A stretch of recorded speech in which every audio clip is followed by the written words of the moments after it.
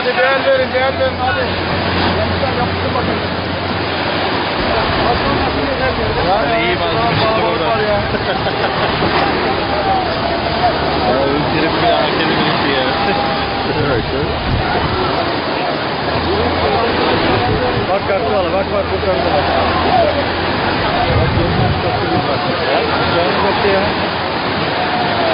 Hani röportaj çekiyor.